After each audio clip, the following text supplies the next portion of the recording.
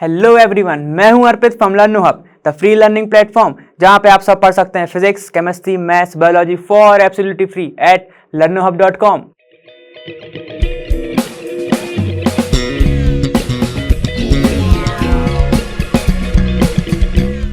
चलो तो हम स्टार्ट करते हैं हमारा ये वीडियो, ठीक है। और हम कुछ आगे के क्वेश्चन देखेंगे। हम पिछले वीडियोस में कुछ क्वेश्चन देख चुके हैं जिसमें हमने ये देखा था कि जो लुईस डॉट स्ट्रक्चर है वो बनता कैसे है, ठीक है। कैटायन और एनायंस के बीच में याद करो वो पोटेशियम और सल्फर वाला कॉन्सेप्ट, ठीक। और हमने क्या देखा था, हमने ये देखा था कि एक वाटर है और एक कार्बन डाइऑक्साइड है, दोनों के दोनों क्या है, ट्राई एटमिक है।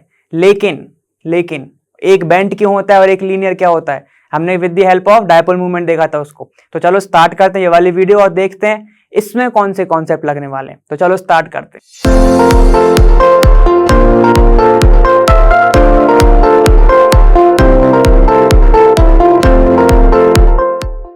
देखो अब देखते हैं हम क्वेश्चन नंबर फर्स्ट अपना कि explain with the help of suitable example polar covalent bond. हमें पोलर कोवेलेंट बॉन्ड को एक्सप्लेन करना है, ठीक है। तो सबसे पहले भाई बताओ कोवेलेंट बॉन्ड क्या होता है।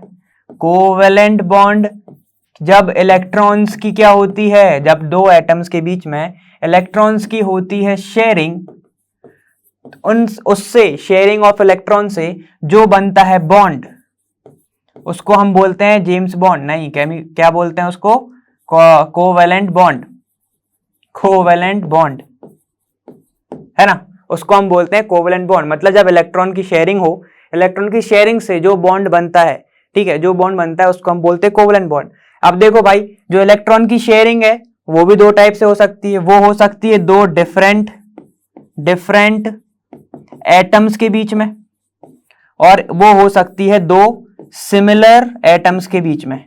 सिमिलर एटम्स के बीच में, सिमिलर एटम कैसे हो जाएंगे, जैसे कि H2, ठीक है, ठीक, जैसे कि H2, जैसे Cl2, जैसे कि F2, है ना। अब इसमें क्या हो सकता है कि HF बना रहा हो, HCl बना रहा हो, है ना, ठीक। तो ऐसे अगर दो डिफरेंट एटम के बीच में हो रही है तो वो भी हो सकता है कोवेलेंट बॉन्ड, और जो सिमिलर एटम के बीच में हो रही है तब भी बन सकता है कोवेलेंट बॉन्ड।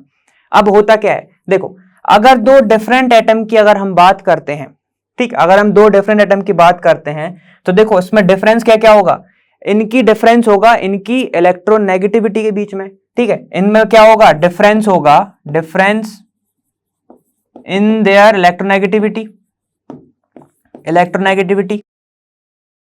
इलेक्ट्रोनेगेटिविटी। अब अगर सिमिलर की बात करें, वो तो एटम ये भी हाइड्रोजन ही है और ये भी हाइड्रोजन ही है, ठीक है। तो दोनों की जो इलेक्ट्रोनेगेटिविटी क्या है, दोनों की इलेक्ट्रोनेगेटिविटी क्या होगी, सिमिलर होगी, सिमिलर होगी। मतलब जितना ये खींचेगा इसका इलेक्ट्रॉन उतना ये खींचेगा इसका इलेक्ट्रॉन, है ना, ठीक। तो अब देखो जब डिफरेंस होता है इलेक्ट्रोनेगेटिविटी में, मतलब कि हम एग्जांपल लेते हैं फिर से H और F का, है ना, हमने पिछली वीडियो में देखा था ये।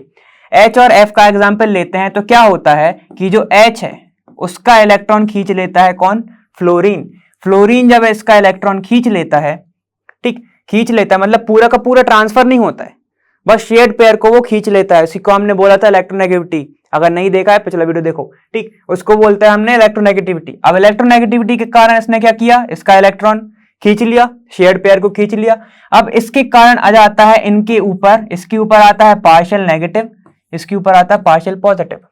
अब नेगेटिव ही क्यों आया, पॉजिटिव ही क्यों आया, क्योंकि इसने इलेक्ट्रॉन खींच लिया, मतलब इसने ऑलमोस्ट दे ही दिया ना, दे ही दिया, और इसने ऑलमोस्ट ले ही लिया। अगर ले लिया तो क्या हो जाएगा, नेगेटिव चार्ज, और अगर दे दिया तो हो जाएगा पॉजिटिव चार्ज। तो इसके कारण इनके ऊपर हो जाता है चार्ज जनरेट। तो इन चार्ज जो जनरेट होता है इसके कारण इनके बीच में हो जाती है पोलैरिटी जनरेट, ठीक है। ये प्रोड्यूस करते हैं पोलर, मतलब ये हो जाते हैं फिर एकदम ही पोलर नेचर के, एकदम नहीं, ठीक है, ऑलमोस्ट पोलर नेचर के ये हो जाते हैं। समझ गए ये बात, ठीक है। इसको ही हम बोलते हैं, ये जो बॉन्ड है ये कन्वर्ट हो जाता है पोलर बॉन्ड। और ये किसकी बात हो रही है, शेयरिंग ऑफ इलेक्ट्रॉन से बना है, मतलब कोवेलेंट, पोलर कोवेलेंट बॉन्ड, ठीक। अब देखो यहां पे तो इलेक्ट्रोनेगेटिविटी सेम है, इलेक्ट्रोनेगेटिविटी सेम है, तो क्या इनके ऊपर चार्ज जनरेट होगा, बिल्कुल नहीं होगा। जब इनके ऊपर चार्ज जनरेट नहीं होगा तो इनको क्या बोलेंगे, नॉन पोलर। तो ये हो जाएंगे non polar covalent bond, covalent bond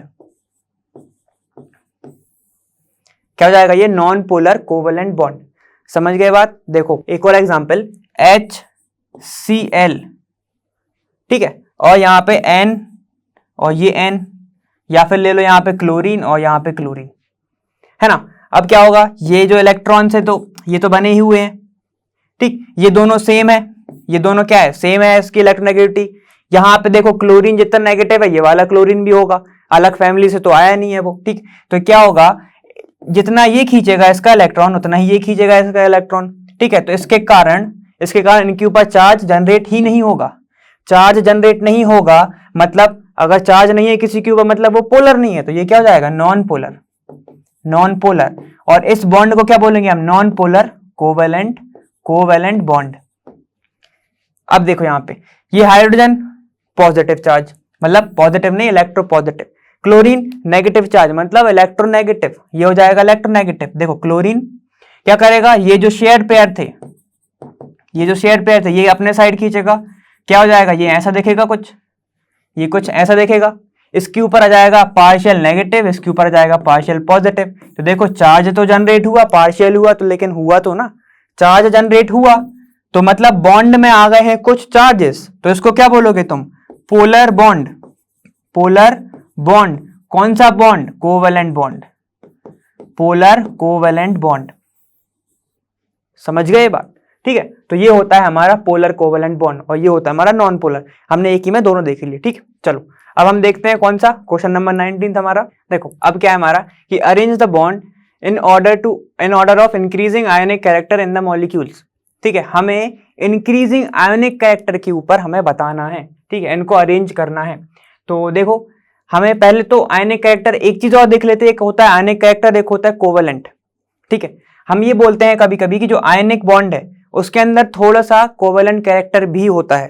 covalent character कैसे जनरेट होता है, पोलराइजेशन से। अब पोलराइजेशन क्या होता है, जब भी देखो क्या होता है, जब भी कैटायन प्लस एनायन रिएक्ट करते हैं, ठीक है, जो कैटायन है अगर एनायन का जो शेप है वो कर देता है डिस्टॉर्ट, मतलब क्या कर देता है, वो चेंज कर देता है किसी की वजह से, उसका डिस्टर्ब हो जाता है, ठीक है, तब जनरेट होता है पोलराइजेशन, ठीक है, तब जनरेट होता है पोलराइजेशन। और इसके कारण इसमें जनरेट हो जाता है क्या, कोवैलेंट कैरेक्टर। तो ये याद रखना एक चीज कि जितना ज्यादा होगा पोलराइजेशन जितना ज्यादा होगा, ठीक है, उतना ही ज्यादा होगा कोवैलेंट नेचर उस कंपाउंड का, और उतना ही कम होगा आयनिक नेचर, समझ गए बात। तो तुम्हें एक चीज क्या दिख रही है, देखो कोवैलेंट नेचर जो है वो आयनिक कैरेक्टर से क्या है, इनवर्सली प्रोपोर्शनल है, ठीक। तो चलो ये याद रखना, ये समझ गए ना। चलो देखो अब हम आते हैं किस पे, अपने क्वेश्चन पे। हमें क्या करना है, इंक्रीजिंग ऑर्डर में उसको क्या करना है, इंक्रीजिंग ऑर्डर में हमें अरेंज करना है। देखो पहला है हमारा LIF। देखो ये किससे बना है, एक तो तुम्हें सीधे सीधे दिख रहा है, ये प्लस ये माइनस, ठीक है, ये प्लस और ये माइनस मिलकर क्या बनाएंगे, एक कैटायन है और एक एनायन है। ये हो जाएगा क्या तुम्हारा, सबसे स्ट्रॉन्ग है ना ये, ठीक है, सबसे स्ट्रॉन्ग है, ठीक। तो ये हो जाएगा तुम्हारा आयोनिक, ये हो जाएगा आयोनिक कंपाउंड। तो सबसे ज्यादा आयोनिक हो जाएगा तुम्हारा LIF, ठीक। उसके बाद देखो तुम्हारा क्या दिख रहा है तुम्हें, K2O, ये टूटने पे क्या देगा, 2K प्लस O2 माइनस, ये क्या देगा तुम्हारा Li प्लस F माइनस, तुम्हें कैटायन सीधे सीधे दिख रहे हैं। उसके बाद क्या होगा तुम्हारा, देखो देखो ये जो तुम्हें दिख रहा है N2, ये क्या है, दो सिमिलर एटम्स के बीच में बॉन्डिंग हो रही है, तो ये क्या है तुम्हारा कोवैलेंट बॉन्ड। तो जिसमें इसमें आयनिक कैरेक्टर होगा एकदम ही कम होगा ना, ठीक है। तो N2 आएगा तुम्हारा लास्ट में, पहले लिख लो, N2 हो जाएगा तुम्हारा लास्ट में। अब उसके बाद देखो SO2, ठीक है, इसमें ये क्या है तुम्हारा, ये भी तुम्हारा है कोवैलेंट बॉन्ड बनाता है, कोवेलेंट बॉन्ड, शेयरिंग से बनता है ना ये कोवेलेंट बॉन्ड, ये भी ऑक्टेट कंप्लीट करता है, ये भी अपना करता है, ठीक, ये बनाएगा कोवेलेंट बॉन्ड। तो इसके बाद क्या आएगा तुम्हारा, इसके बाद आएगा तुम्हारा SO2। अब बचा क्या तुम्हारा, अब बचा तुम्हारा ClF3, ClF3, क्योंकि इलेक्ट्रोनेगेटिव डिफरेंस इसमें है लेकिन कम है, समझ गए। फ्लोरीन जो है सबसे ज्यादा इलेक्ट्रोनेगेटिव है, इसके कारण एक और चीज बता रहा हूं कि बाकी के जितने भी मेटल है या नॉन मेटल है वो ऑक्साइड बनाते हैं, लेकिन अगर ऑक्सीजन फ्लोरीन के साथ जुड़ता है तो वो फ्लोराइड बनाता है, ठीक है। तो ये थोड़ा सा है ना कि हाँ भाई दबदबा है। चलो, तो ये हो जाएगा तुम्हारा अरे ऑर्डर, ये क्या हो जाएगा तुम्हारा आयनिक नेचर का ऑर्डर, मतलब कैरेक्टर किसका ज्यादा होगा, सबसे पहले NiF का, फिर K2O का, फिर ClF3 का, फिर SO2 का, फिर सबसे पहले N2 का, फिर उसके बाद होगा तुम्हारा N2 का। समझ गए बात, चलो ठीक। अब दूसरा देखते हैं, देखो हमारा ये वाला क्वेश्चन क्या कह रहा है, the skeleton structure of acetic acid as shown below is correct but some of the bond are shown incorrectly, ठीक, write the correct Lewis structure for acetic acid. हमें लुईस स्ट्रक्चर बनाना है, हम तो बना भी सकते हैं, लेकिन हमें दिया हुआ है तो हम अब सीधे सीधे देख के बताएंगे कि क्या गलत है या क्या नहीं है, ठीक है। तो मैं दिया क्या है, देखो तो मैं ये स्ट्रक्चर दिया हुआ है ना, तो मैं स्ट्रक्चर दिख रहा है ये वाला। चलो देखो अब इसमें है क्या, हमें पता है एक चीज तो थोड़ा सा याद कर लेते हैं, एक्सेप्शन क्या थे हमारे लुईस का, कि हाइड्रोजन करता है अपना ड्यूप्लेट कंप्लीट, बाकी के करते हैं अपना ऑक्टेट कंप्लीट, है ना, ये करता है ड्यूप्लेट और बाकी के करते हैं अपने ऑक्टेट कंप्लीट, है ना। चलो अब ठीक है, देखते हैं हाइड्रोजन यहां पे देखो क्या कर रहा है भाई, 1 2 3 4, तो इसका ड्यूप्लेट नहीं, ये तो 4 प्लेट कर रहा है, ये तो होता नहीं है, ठीक है। ये तुम्हारा ये तो गलत है, ये गलत है। अब बाकी के देख लेते हैं, अब देखो 1 2 3 4 5 6 यहां पे कितने हैं, ये तुम्हारा 6 इलेक्ट्रॉन है इसके पास, इसका ऑक्टेट भी कंप्लीट नहीं हो रहा है, ठीक। अब यहां पे तो हाइड्रोजन ड्यूप्लेट कंप्लीट कर रहा है, यहां पर भी ड्यूप्लेट कंप्लीट कर रहा है। अब हम कार्बन, ये वाला कार्बन देखते हैं, ये वाला कार्बन देखो क्या कर रहा है, 1 2 3 4 5 6 7 8 9 10 इलेक्ट्रॉन, मतलब ये क्या है, ये भी अपना ऑक्टेट कंप्लीट करना चाहिए, लेकिन ये 10 इलेक्ट्रॉन कर रहा है। देखो अब हम इसकी बात करते हैं, ये वाले कार्बन की 1 2 3 4 5 6 7 8, ये ऑक्टेट कंप्लीट कर रहा है अपना। अब ये वाला देखो 1 2 3 4 5 6, ये अपना ऑक्टेट कंप्लीट नहीं कर रहा है। तो अब तुम्हें सबसे पहले तो इसका ड्यूप्लेट कंप्लीट कराओ। इसका ड्यूप्लेट कंप्लीट कैसे कराएंगे, देखो ये तुम्हें क्या दिया है, कार्बन, ठीक, फिर कार्बन, फिर ऑक्सीजन और फिर हाइड्रोजन। पोजीशन चेंज नहीं करना, हम न्यूक्लियस की पोजीशन चेंज नहीं करेंगे, ठीक है। सिंगल बॉन्ड किससे जोड़ा है, ये ऑक्सीजन से जोड़ा है, ये हाइड्रोजन से जोड़ा है, ये हाइड्रोजन से जोड़ा है और ये भी हाइड्रोजन से जोड़ा है ना। अब देखो यहां पे हो गया इसका ड्यूप्लेट कंप्लीट, यहां पर इसके कितने हैं 1 2 3 4 5 6 हैं बस, ठीक है। तो अगर मैं यहां पर डबल बॉन्ड लगा दूं, यहां का डबल बॉन्ड हटा के मैं यहां पर कर दूं, ठीक है, तो क्या हो जाएगा, देखो 1 2 3 4 5 6 7 8, इसका ऑक्टेट कंप्लीट, इसका ऑक्टेट कंप्लीट। अब ये वाले कार्बन का देखो 1 2 3 4 5 6 7 8, तो ये वाला कार्बन भी क्या कर रहा है, अपना ऑक्टेट कंप्लीट कर रहा है। अब देखो ये जो 2 इलेक्ट्रॉन थे, ये जो 2 इलेक्ट्रॉन थे, ठीक, वो हमने इधर दे दिए, मतलब ये जहां पे डबल बॉन्ड लगा था हमने यहां पे दे दिया। अब देखो ये जो 2 इलेक्ट्रॉन है, 2 इलेक्ट्रॉन है, क्या अब ये वाले कार्बन को इन 2 इलेक्ट्रॉन की जरूरत है? अच्छे से देखो, क्या इसका ऑक्टेट कंप्लीट हो रहा है? 1 2 3 4 5 6 7 8, नहीं, इसका ऑक्टेट हो रहा है कंप्लीट, तो इसको 2 इलेक्ट्रॉन की जरूरत नहीं है। अब यहां पे देखो ये वाला ऑक्सीजन का देखो कितना है, 1 2 3 4 5 6, तो क्यों ना ये 2 इलेक्ट्रॉन हम इसको दे दें, तो इसका हो जाएगा ऑक्टेट कंप्लीट, तो हो जाएगा 1 2 3 4, ठीक है, 1 2 3 4 और ये वाला ऑक्टेट इसका कंप्लीट। अब देखो क्या ये स्ट्रक्चर सही है या नहीं है, ठीक है, इसको एक बार अच्छे से बना लेते हैं। देखो देखो अब ये हाइड्रोजन का हो रहा है duplet complete, 1 electron 2 electron, done. क्या ये हाइड्रोजन का हो रहा है ड्यूप्लेट कंप्लीट, 1 इलेक्ट्रॉन 2 इलेक्ट्रॉन, ठीक है। क्या इसका ड्यूप्लेट कंप्लीट हो रहा है, 1 2 हो रहा है। अब बात करते हैं इस कार्बन की, 1 2 3 4 5 6 7 8, इसका भी हो रहा है ऑक्टेट कंप्लीट, ठीक है। मैं लिख रहा हूं डी, यहां पे लिख रहा हूं डी, यहां पे भी लिख रहा हूं डी, यहां पे लिख रहा हूं ओ, मतलब ऑक्टेट कंप्लीट ड्यूप्लेट कंप्लीट, ठीक है, ऐसे शो कर रहे हैं। अब यहां पे देखो 1 2 3 4 5 6 7 8, है ना, यहां पर क्या हो रहा है तुम्हारा ऑक्टेट कंप्लीट, किसका, ऑक्सीजन का। अब यहाँ पे देखो कार्बन का हो रहा है 1 2 3 4 5 6 7 8, हाँ इसका भी हो रहा है ऑक्टेट कंप्लीट, ये भी डन, ये भी डन। ठीक, अब ये देखो ऑक्सीजन 4 इलेक्ट्रॉन तुम्हें ऊपर दिख ही रहे हैं, उसके बाद 2 बॉन्ड बने हुए मतलब 4 इलेक्ट्रॉन, तो ये होगा तुम्हारा ये वाला भी ऑक्टेट कंप्लीट, और ये ड्यूप्लेट हो रहा है कंप्लीट। तो ये हो जाएगा इसका स्केलेटन स्ट्रक्चर, मतलब लुईस स्ट्रक्चर इसका, ये एसिटिक एसिड का ये होगा, ना कि ये होगा। सबसे पहले ही तुम्हारी नजर जानी चाहिए थी हाइड्रोजन पर, क्योंकि हाइड्रोजन करता है ड्यूप्लेट कंप्लीट। ठीक है, चलो ये वाला क्वेश्चन हो गया हमारा। अब दूसरा देखते हैं हम। देखो अब क्या है कि नेक्स्ट क्वेश्चन 21 बोल रहा है कि apart from tetrahedral geometry another possible geometry for methane is square planar with the 4 electron at the corner of the square and C atom, ठीक है, and the C carbon atom at its center। मतलब ये बोल क्या रहा है, देखो पहले देख लेते हैं हम कि ये स्क्वायर CH4 जो है, ठीक है, टेट्राहेड्रल को छोड़ के क्यों नहीं वो स्क्वायर प्लेनर बना लेता। क्या बोल रहा है कि कार्बन एटम जिसमें होगा एकदम सेंटर पे, और कॉर्नर पे तुम्हारे प्रेजेंट हो क्या, हाइड्रोजन एटम्स, ऐसा हाइड्रोजन एटम्स, यहां पे तुम्हारे क्या हो, एकदम हाइड्रोजन एटम्स ऐसे प्रेजेंट हो। ठीक, चलो और क्या बोल रहा है, explain why CH4 is not square planar. सबसे पहली बात, अगर तुमने हाइब्रिडाइजेशन पढ़ा है, ठीक है, तो उसमें क्या होता है कि अगर sp2d अगर हाइब्रिडाइजेशन है तब बनता है तुम्हारा स्क्वायर प्लेनर, है ना। और टेट्राहेड्रल के लिए क्या चाहिए रहता है, sp3 हाइब्रिडाइजेशन। और CH4 में देखो, अगर मैं बात करूं ग्राउंड स्टेट कार्बन का अगर मैं बात करूं ग्राउंड स्टेट, तो क्या होता है, उसका 1s2 पूरा भरा होता है, उसके बाद क्या होता है 2s2, ठीक है, 4 इलेक्ट्रॉन हो गए, बचे 2।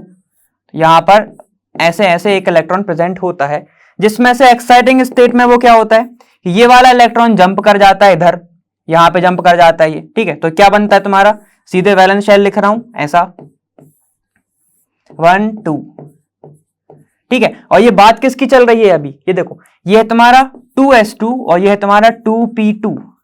यहां पर क्या हो गया तुम्हारा, ये वाला जो है ये एक्साइट हो गया है, ठीक है, यहां पे क्या है तुम्हारा, ये वाला जो इलेक्ट्रॉन है ये एक्साइट होकर इधर आ गया, ये देखो यहां से आ गया इधर, ठीक है। इसके कारण क्या हो पा रहा है कि ये जो एक s और 3 p मिलके क्या बना रहे हैं, क्या होता है हाइब्रिडाइजेशन में, क्या होता है इंटरमिक्सिंग होती है, और एटॉमिक ऑर्बिटल्स की क्या होती है, मिक्सिंग होती है, जिसके कारण क्या होता है, जो ऑर्बिटल बनते हैं, ठीक है, जो हाइब्रिड ऑर्बिटल बनते हैं उनकी एनर्जी सेम होती है, यही होता है, ठीक है। तो ये क्या हो जाएंगे, एक s और 3 p हो जाएंगे मिक्स, जिसके कारण बनेगी तुम्हारी sp3 हाइब्रिडाइजेशन, ठीक है, ये समझ गए, उसके कारण बनेगी sp3 हाइब्रिडाइजेशन। और अब यहां पे देखो स्क्वायर प्लेनर के लिए चाहिए तुम्हें d। अब तुम d कहां से लेके आ जाओगे, जब इसके पास शेल ही है दो शेल, मतलब क्या, s और p, ठीक है, थर्ड शेल तो है ही नहीं, थर्ड शेल नहीं है तो d कहां से लेके आ जाओगे, सबसे पहला चीज तो ये हो गया। अब देखो टेट्राहेड्रल के लिए क्या होता है तुम्हारा, एक h इधर होगा, एक C, यहां पर एक H होगा, यहां पर एक H होगा, यहां पे एक H होगा, ठीक है, ये होता है तुम्हारा टेट्राहेड्रल। टेट्राहेड्रल का जो एंगल है वो कितना होता है, 109.28 मिनट्स, लेकिन स्क्वायर प्लेनर का कितना होता है, 90 डिग्री, 90 डिग्री होता है, ठीक है। तो 90 डिग्री में क्या होगा, अगर तुम 4 हाइड्रोजन को लगा दोगे तो 90 डिग्री में उनके बीच में होगा रिपल्शन, बॉन्ड पेयर रिपल्शन, समझ गए। जब वो रिपल्शन होगा, जिसके कारण जो स्क्वायर प्लेनर है, मीथेन का स्क्वायर प्लेनर है, वो नहीं हो पाएगा स्टेबल, वो स्टेबल ही नहीं होगा, तो भाई अगर वो टेट्राहेड्रल में खुश है तो वहीं पे रहने दो ना, ठीक है, स्क्वायर प्लेनर में डालना क्यों है जब वो स्टेबल ही नहीं हो पा रहा है वहां पे।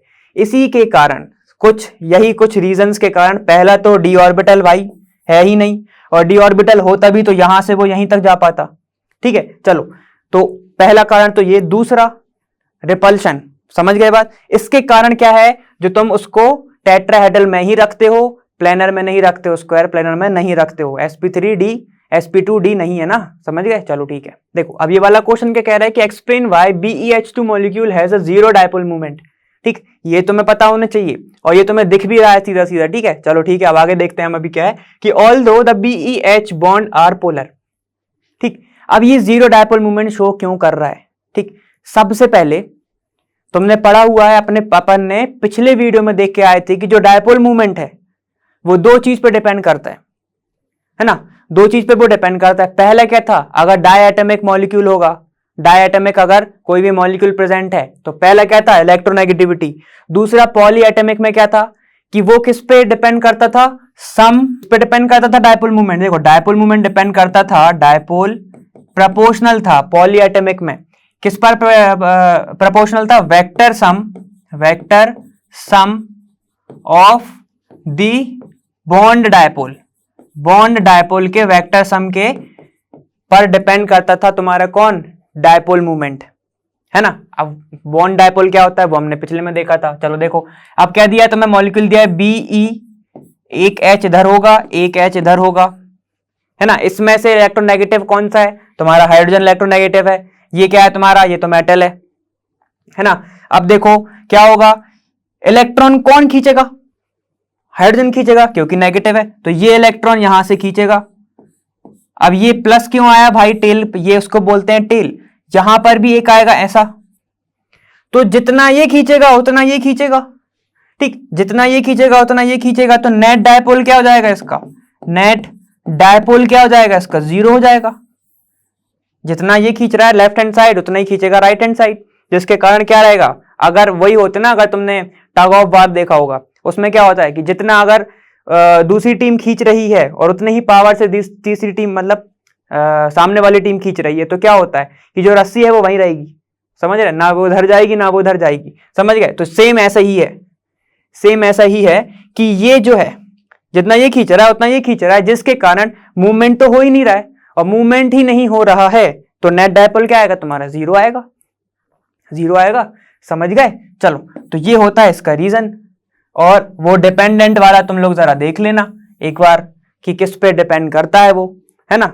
चलो दूसरा क्वेश्चन देखो, देखो अब क्या कह रहा है कि विच आउट ऑफ अमोनिया तुम्हें दिया है NH3, ठीक है, और NH3 has a higher dipole movement and why, ठीक, क्यों भाई इनमें से, मतलब NH3 का अगर डायपोल मूवमेंट ज्यादा है किससे, NH3 से, तो क्यों है, या फिर NF3 का अगर ज्यादा है NH3 से तो क्यों है, हमें एक्सप्लेन करना है सबसे पहले तो यही। अब चलो ठीक है, देखते हैं हम, सबसे पहले देखते हैं हम अमोनिया का, मतलब NH3 का। नाइट्रोजन के पास होते हैं लोन पेयर, सबको पता है नाइट्रोजन के पास होते हैं लोन पेयर, तो बना दो सबसे पहले लोन पेयर। उसके बाद हाइड्रोजन को तुम कर दो पोजीशन, ठीक है, हाइड्रोजन को हमने उसकी पोजीशन दे दी। अब देखो यहां पर NF3 का हम बाद में देखते हैं।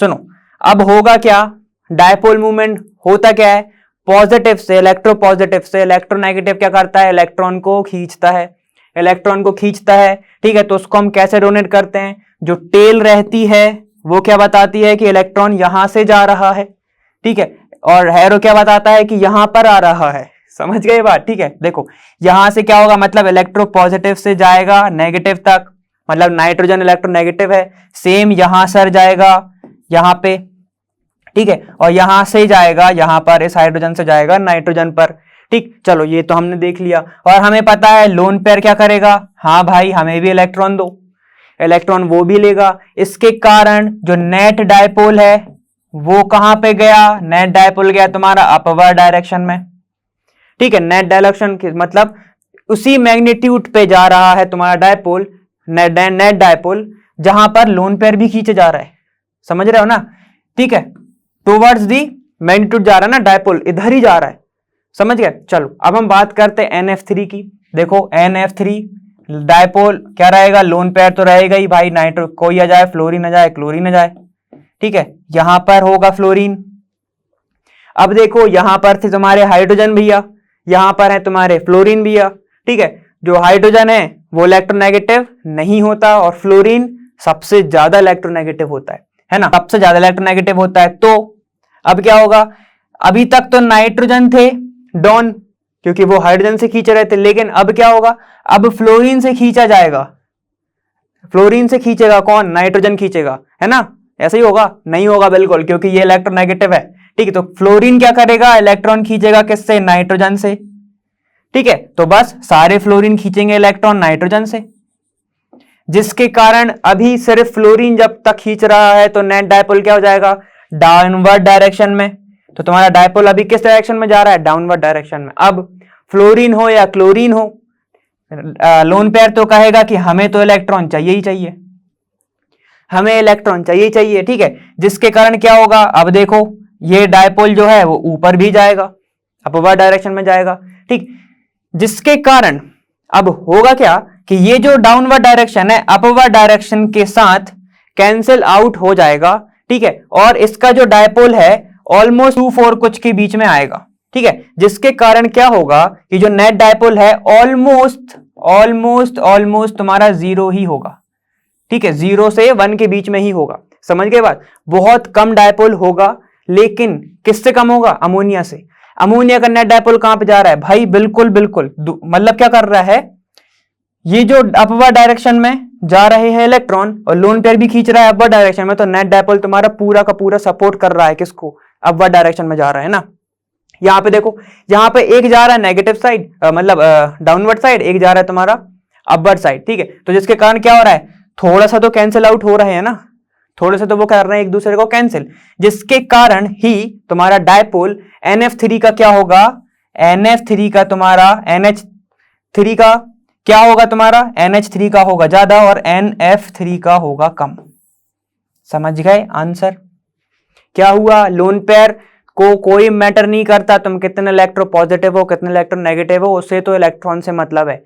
वो क्या करेगा, वो इलेक्ट्रॉन खींचेगा ही खींचेगा, कोई भी जुड़ा हो। वो उसने इलेक्ट्रॉन खींचा, फ्लोरीन भी कहेगा कि हम भी ईगो में हैं, हम भी खींचेंगे, ठीक है। तो क्या होगा, वो उधर से खींच रहा है, ये इधर से खींच रहा है, मिल कुछ नहीं रहा, थोड़ा बहुत क्या हो रहा है, बस डायपोल मिलेगा तुम्हें। ऑलमोस्ट 0 बोला है, पूरा 0 नहीं होता, ठीक है। तुम्हें थोड़ा बहुत डायपोल मिलेगा, लेकिन अब क्या कह रहे हैं, लोन पेयर बोल रहा है मैं तो इलेक्ट्रॉन खींचूंगा, ठीक है, मैं तो इलेक्ट्रॉन खींचूंगा, मुझे दे दो, मैं इलेक्ट्रॉन खींचूंगा, ठीक है। तो हाइड्रोजन कहते हैं ठीक है, एक काम करो मैं भी चलता हूं तुम्हारे साथ। तो ये कहता है कि मेरा भी इलेक्ट्रॉन लेते जाओ, ये भी कहता है मेरा भी इलेक्ट्रॉन ले जाओ, ये भी कहता है ले जाओ। जिसके कारण क्या हो रहा है, ये तो चाह ही रहा है खींचना और ये खींचते ही जा रहा है, खींचते जा रहा है। तो डायपोल मूवमेंट किसके साइड जा रहा है, अपवर्ड डायरेक्शन जा रहा है, मतलब ये सपोर्ट कर रहा है ना, ठीक। इसी के कारण डायपोल मूवमेंट आएगा तुम्हारा ज्यादा, समझ गए बात। इसी के कारण इस मैग्नीट्यूड तुम्हारा किस, इसी मैग्नीट्यूड में जा रहा है, इसी डायरेक्शन में जा रहा है, तो जाएगा तुम्हारा ज्यादा। समझ गए ना आंसर। चलो ये वाला क्वेश्चन हो गया। चलो अब दूसरा देखते हैं। देखो अब हमारा नेक्स्ट क्वेश्चन क्या है कि what is mean by hybridisation of atomic orbitals, describe the shapes of sp sp2 sp3 hybrid orbitals, ठीक है। तो हमें इनका डिस्क्राइब करना है, तो ठीक है, हमें इसका शेप डिस्क्राइब करना है, हम करते हैं। हाइब्रिडाइजेशन क्या होता है, सबसे पहले तो देखो हाइब्रिडाइजेशन क्या होता है, मान लो कोई ऑर्बिटल्स प्रेजेंट है, तुम्हारा 1s प्रेजेंट है ये, ठीक है, और ये तुम्हारा क्या है 1s हो गया, ये तुम्हारा है 2s, ये है तुम्हारा 2s, और यहां पर तुम्हारे प्रेजेंट है p। क्या होता है, यहां पर ये जंप करता है, ठीक है, हमें सबको पता है, ठीक। तो क्या होता है, यहां पर ये हो जाता है, एक्साइटिंग स्टेट में ये होता है ना कि इलेक्ट्रॉन कर जाता है जंप। अब होता क्या है, इन सब ने बोला था कि क्या होता है, जब ये ग्राउंड स्टेट में प्रेजेंट होते हैं, ठीक है, जब ये हाइब्रिडाइज नहीं होते हैं, अनहाइब्रिड होते हैं, ठीक है, तो इन सब की होती है एनर्जी डिफरेंट, ठीक, एनर्जी डिफरेंट। लेकिन अब क्या होता है, जब हम इनको इंटरमिक्स कर दें, ठीक है, अगर हम एटॉमिक ऑर्बिटल्स को क्या कर दें, इंटरमिक्स कर दें, ठीक है, तब इंटरमिक्स करते हैं, तब वो बनाते हैं कुछ हाइब्रिड ऑर्बिटल्स जिनकी एनर्जी सिमिलर होती है। समझ गए ये बात, ठीक है। चलो एक बार एग्जांपल देख लेते हैं हम। मान लो हमने लिया ये, ठीक है, हम लेते हैं ये का इसका एग्जांपल, ठीक है। अब ये क्या करेगा, यहां पे जाएगा, यहां पर ये जाएगा एक्साइट होके, तो ये क्या बनेगा तुम्हारा, ये वाला जंप कर गया इधर, तो इसने ये ऑक्यूपाई कर लिया, ठीक। अब हाइब्रिडाइजेशन हुआ तो क्या होगा, ये सारे के सारे हो गए मिक्स, मतलब ये S और ये 3p हैं, P3 हैं, तो ये हो गए मिक्स, ठीक है। अभी तक इनकी एनर्जी क्या थी, इसकी एनर्जी थी S, ये थे px py pz, हमने पढ़ा है ये px है, py है और pz है, इन पे इलेक्ट्रॉन प्रेजेंट है, इनकी एनर्जी क्या होती है, अलग अलग। लेकिन जब इंटरमिक्स होंगे ये, ठीक है, जब ये इंटरमिक्स होंगे तो क्या बनेगा, यहां पर बनेगा एक ही ऑर्बिटल, ऐसा, ठीक है, ऐसा ही ऑर्बिटल बन जाएगा एक, जिसके कारण क्या होगा, ये सब के सब क्या हो जाएंगे अब, sp3 sp3 sp3 क्या हो जाएंगे तुम्हारे, ये sp3 sp3 sp3, मतलब इनकी एनर्जी क्या हो गई, अब सिमिलर हो गई। ठीक है, तो यही होता है अगर हम ऑर्बिटल्स को, अलग अलग एनर्जी के ऑर्बिटल्स को इंटरमिक्स कर देते हैं, ठीक है, तो वो बनाते हैं कुछ हाइब्रिड ऑर्बिटल। और एक चीज और, जितने ऑर्बिटल एटॉमिक ऑर्बिटल क्या हो रहे हैं, मिक्स हो रहे हैं, उतने ही हाइब्रिड ऑर्बिटल बनते हैं। समझ गए? अगर दो ऑर्बिटल मिक्स हो रहे हैं तो तुम्हें जो मिलेगा, रिजल्टेंट मिलेगा, वो भी दो हाइब्रिड ऑर्बिटल ही मिलेंगे, और उनकी एनर्जी अब होगी सिमिलर। अगर दो की डिफरेंट थी, लेकिन बनने के बाद क्या होगा, वो सिमिलर एनर्जी बनाएगा। समझ गए बात? ठीक है, सिमिलर एनर्जी के ऑर्बिटल बनेंगे। सुनो, अब हम आते हैं क्वेश्चन पे। देखो, अब हम आते हैं अपने क्वेश्चन पे वापस। उसमें क्या है कि sp2 मतलब अगर एक s का 1s, ठीक है, 2s है मान लो ये, प्लस, ठीक है, और ये किसके साथ कंबाइन हो रहा है, एक p के साथ, x है ना, ये हो गया px प्लस ये हो गया py और ये हो गया तुम्हारा pz, है ना। अब क्या हो, मान लो एक s ऑर्बिटल कंबाइन हो रहा है एक p के साथ, ठीक है, तो वो हाइब्रिडाइजेशन होता है sp, ठीक है, और इसके रिजल्टेंट में बनता क्या है तुम्हारा, ये बनता है कुछ ऐसे, ठीक है, और ये शेप क्या हो जाएगा तुम्हारा, ये देखो तुम्हें दिख रहा है 180 डिग्री, और 180 डिग्री किसका होता है एंगल, ज्यादातर लीनियर्स का, और ये शेप हो जाएगा तुम्हारा लीनियर शेप, लीनियर शेप, ठीक है। एस परसेंटेज कितना है इसमें, एस परसेंटेज कितना है इसमें, 50%, ठीक है, 50% तुम्हारा क्या है, एस परसेंटेज, ठीक। चलो, ये होता है तुम्हारा एसपी, एसपी होता है ये। अब देखो दूसरा देखते हैं हम। अब क्या करना है, अब मान लो तुम्हारा एक एस और दो पी, 1s और 2p ऑर्बिटल होते हैं क्या, इंटरमिक्स साथ में, तब क्या बनता है, तब बनता है तुम्हारा sp2 हाइब्रिडाइजेशन, और उसका शेप क्या होता है, शेप देखो उसका ऐसा बनता है, ये एक, ठीक है, ये और ये बनता है उसका एक शेप, ठीक है, ऐसा कुछ शेप बनता है। इसको हम क्या बोलते हैं, इसको हम बोलते हैं sp2 हाइब्रिडाइजेशन, और इसका जो नेम है वो क्या होता है, ट्राइगोनल प्लेनर, ट्राइगोनल प्लेनर, ठीक है। शेप क्या होता है इसका, ट्राइगोनल प्लेनर। अब इसका एंगल कितना होता है, एंगल कितना होता है इसका, 120 डिग्री, कितना एंगल होता है इसका, 120 डिग्री। समझ गए बात? चलो देखो, अब क्या हो, अगर एक s और 3p आपस में मिक्स हो जाए, मतलब 1s प्लस 3p आपस में क्या हो जाए, मिक्स हो जाए, तो क्या बनता है, वो तुम्हारा बनता है sp3 हाइब्रिडाइजेशन, ठीक है। अब इसका स्ट्रक्चर कैसे बनता है, देखो, जब क्या होगा, एक s, ठीक है, और p आपस में हो जाते हैं क्या, हाइब्रिडाइज, तो ये बनता है तुम्हारा टेट्राहेड्रल शेप। ये क्या बनाता है, टेट्राहेड्रल शेप, ठीक है। सुनो, अब 3D में बनता है, अब 3D तो बना के नहीं बता सकते, ठीक है, प्लेन पे तो सिर्फ 2D ही चल सकता है, ठीक है। तो ये क्या होता है तुम्हारा टेट्राहेड्रल शेप। अब इसका एंगल कितना होता है, 109.5 मिनट्स, ठीक है, 109.5 डिग्री, ये होता है तुम्हारा इसका एंगल। समझ गए बात? ठीक है, समझ गए ये। तो ये कुछ होते हैं, पहला का एंगल क्या था, लीनियर, शेप क्या था, लीनियर शेप, ठीक, लीनियर शेप, एंगल 180 डिग्री, ये कौन सा है, sp, ठीक, sp2, ठीक है। शेप क्या था इसका, ट्राइगोनल प्लेनर, एंगल कितना था, 120 डिग्री। थर्ड आता है sp3, इसमें क्या है, टेट्राहेड्रल, ठीक है, एंगल कितना है इसका, 109.5 मिनट्स, ठीक है, ये इसका एंगल है। अब ये बताओ, अगर मैं तुमसे पूछूं कि s परसेंटेज इन सब में कितना कितना है, तो बताओ, कैलकुलेट करो जरा, देखो क्या आएगा, sp है ना, तो 50%, 50% होगा तुम्हारा s, ठीक है, और 50% होगा तुम्हारा p, यही होगा, ठीक है। अब sp2 है, sp2 है तो क्या हो जाएगा तुम्हारा 33% होगा तुम्हारा s, ठीक है। बाकी का कितना परसेंट होगा, वो होगा तुम्हारा p, 67% होगा तुम्हारा p। देखो अब बचा तुम्हारा sp3 कितना होगा, sp3 होगा तुम्हारा 25% होगा s और 75% होगा तुम्हारा p कैरेक्टर। अब मैं तुमसे पूछूं कि कितने कितने ऑर्बिटल कंबाइन हुए हैं, तो देखो sp में एक s, ठीक है, किसके साथ कंबाइन हुआ है, एक p के साथ, एक s कंबाइन हुआ है एक p के साथ। अब इसमें कितना हुआ है sp2 में, एक s, ठीक है, प्लस कितने p हैं, 2p। अब देखो sp3 में कितना हुआ, एक s प्लस 3p, है ना। ये थी तुम्हारी पूरी की पूरी समरी, ठीक, ये थी तुम्हारी पूरी की पूरी समरी। समझ गए क्वेश्चन?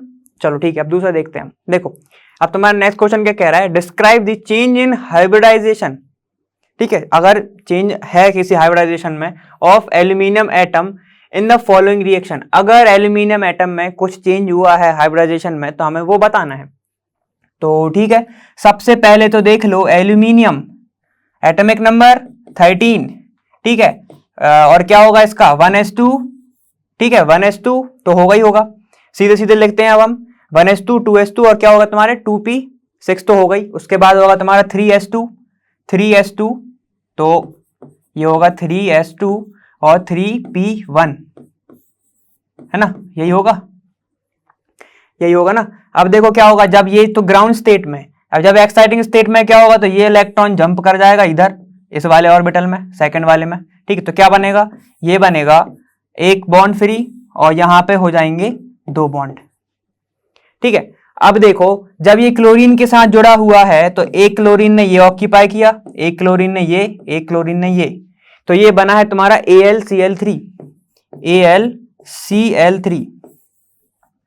समझ गए बात, मतलब जब एक S और 2 P ऑक्यूपाई हुए हैं मतलब sp2, ठीक है, sp2 हाइब्रिडाइजेशन जब हुआ है तो तुम्हारा कौन सा बना है, AlCl3 बना है, ठीक है। चलो आप तक तो समझ गए। अब देखो यहां पर यही हुआ था, एक इलेक्ट्रॉन एक्साइट हो गया था और आ गया था वो इस वाले ब्लॉक के अंदर, तब बना था तुम्हारा AlCl3। अब लेकिन AlCl3 ने भी एक इलेक्ट्रोक्लोरीन को ले लिया है, अब वो कहां बैठाएगा, और बनाया है किसने, क्या है, AlCl4-, ठीक है। तो मतलब वो कहां पे आके बिठाया होगा उसने, देखो यहां पर तो क्लोरीन ऑलरेडी कब्जा कर चुके थे, अब बचा उसके पास एक वैकेंट ऑर्बिटल जो कि है pz, 3pz, वहां पर आकर क्या करता है, क्लोरीन जो है वो आकर बैठ जाता है,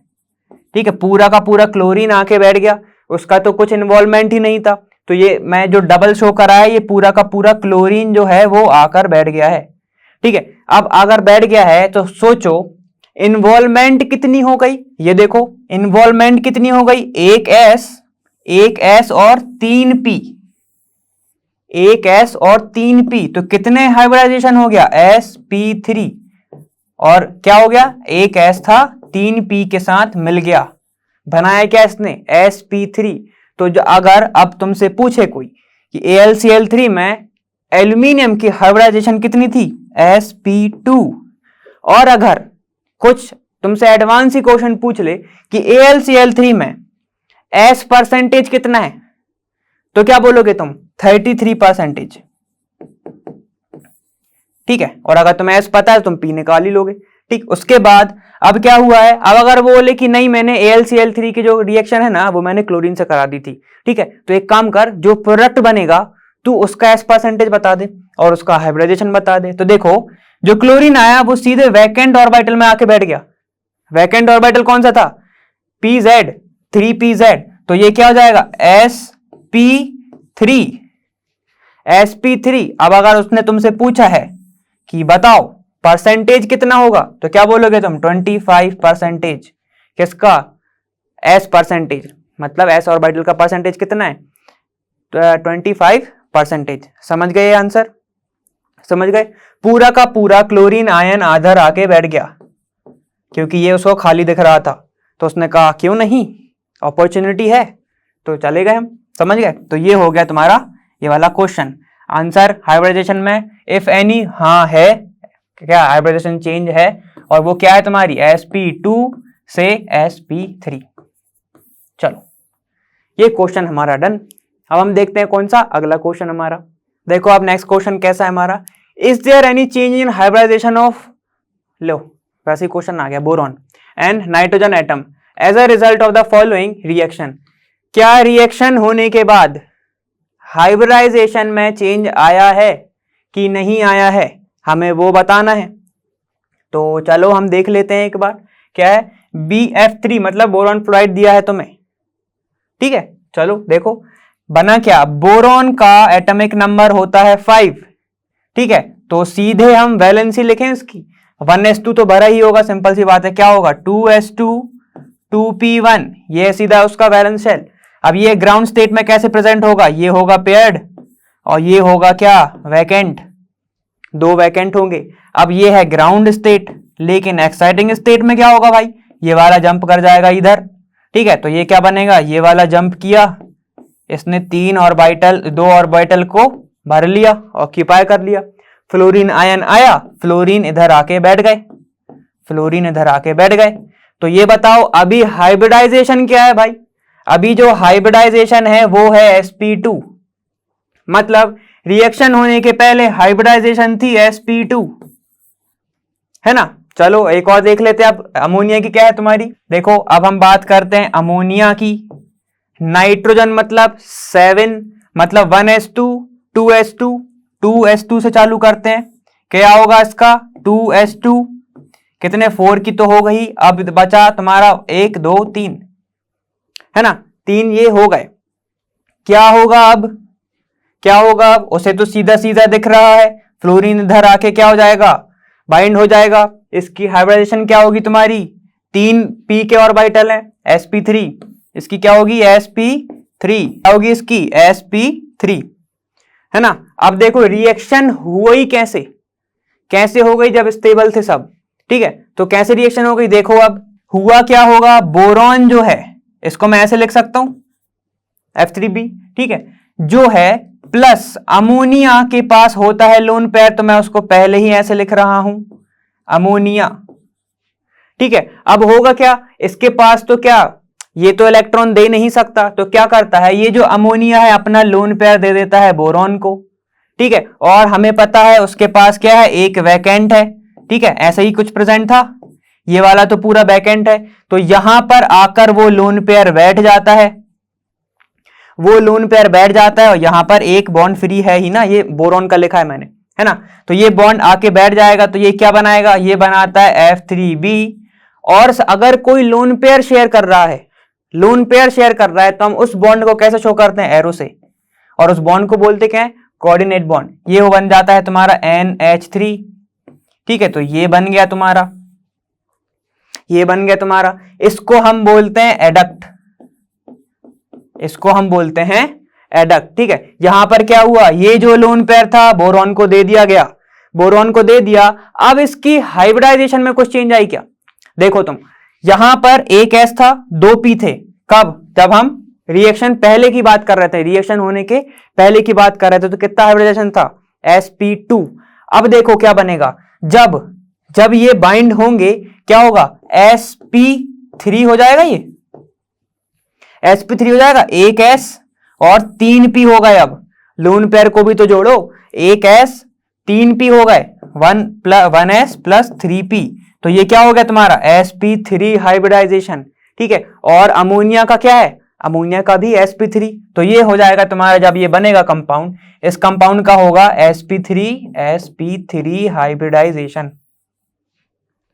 समझ गए ये बात, समझ गए, क्लियर एकदम, ठीक। सुनो तो चेंज किस में आया, बोरॉन के में, sp2 टू sp3 क्यों आया, क्योंकि लोन पेयर दे दिया गया।